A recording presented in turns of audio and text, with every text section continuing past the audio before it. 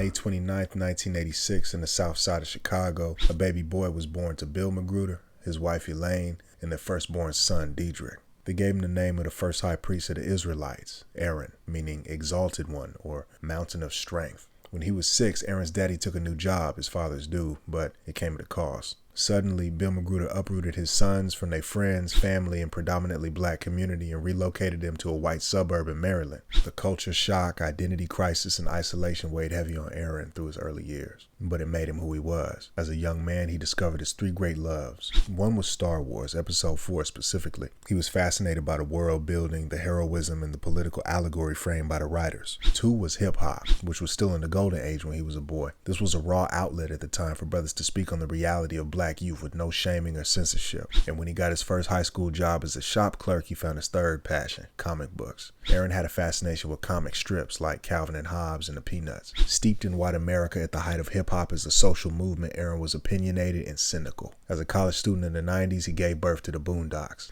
The plot centered on Huey and Riley Freeman, 2 brothers from Chicago, dealing with a sudden transition from the hood to the white suburbs. Huey, the black nationalist named after Dr. Huey P. Newton, advanced critiques of white cultural convention and all manner of American dysfunction. Meanwhile, Riley represented the effects of that dysfunction on youth, embodying ignorance and the commercialization of black culture. The 2 lived with their granddad, Robert, an elder from a time long past, dissatisfied with the direction society had taken. The 3 formed what Aaron saw as the dimensions of identity for the angry black man.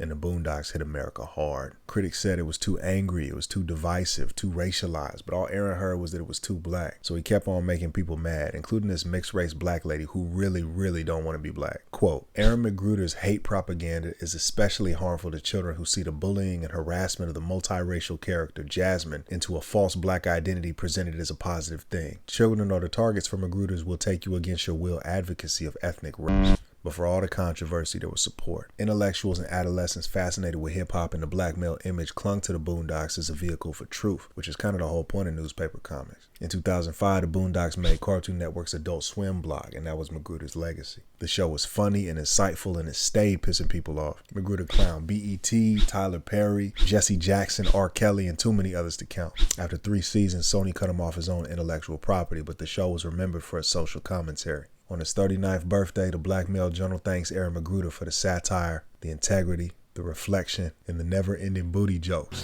I want that booty, Tom. You can't have my booty. Oh, yeah, I can. The booty is mine. It belongs to me. You cannot take my booty. The booty is mine. It belongs to me. You cannot take my booty. We see you, bruh. 1.